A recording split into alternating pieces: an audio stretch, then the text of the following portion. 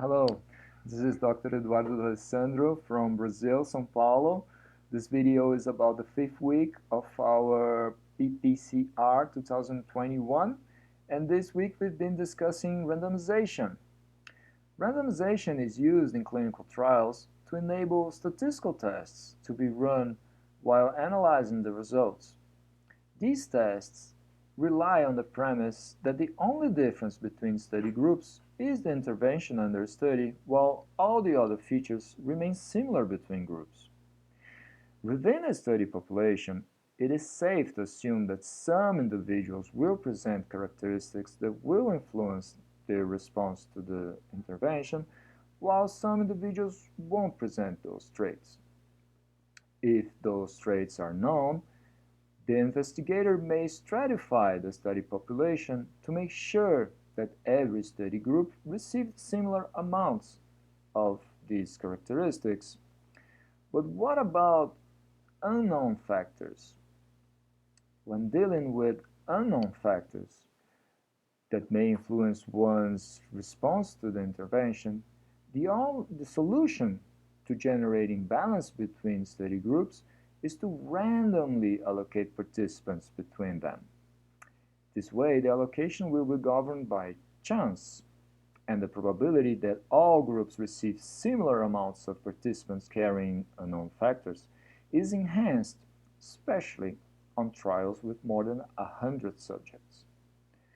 How does one produce a truly random sequence for allocation? And can computers do it? Well, randomness is the absence of a pattern, of a principle of organization. It is unpredictability. The tossing of a coin is a simple example. Given that the coin is unbiased, there is no real way to know if heads or crown will come up. So you could use a dice with as many sides as the study groups, and you could toss it as many times as the number of participants you wish to enroll. But depending on the size of the trial, that should prove to be quite burdensome. Naturally, the investigator would want a computer to do it.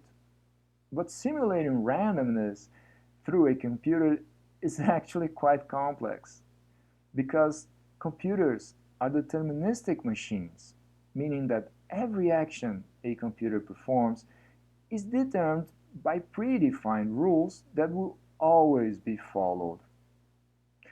And if the computer fails to abide those rules, well then actually it's a broken computer. So if a computer can only work with predetermined parameters, how can one simulate randomness? The solution for this shortcoming is to use inputs from natural occurring phenomena to feed the algorithm that will generate the random sequence. These inputs could be the exact time when you press the enter button or the sequence of movements you've made while hovering over the start button with your mouse, which indeed introduce unpredictability into the overall fixed equation the computer will be using. The computer will be feeding random data to its algorithm. Recently, the ability of simulating randomness in a computer has gained a lot of attention, and many elegant solutions have surfaced. This is happening because introducing randomness in an algorithm is crucial for increasing cryptography security and also increasing the odds of an algorithm to produce different outcomes in certain cases may actually prove to be more efficient than the ones that are predictable. Do we see an analogy between this and the random gene deletions and the natural selection? I think so. Hey, thanks for watching. Cheers.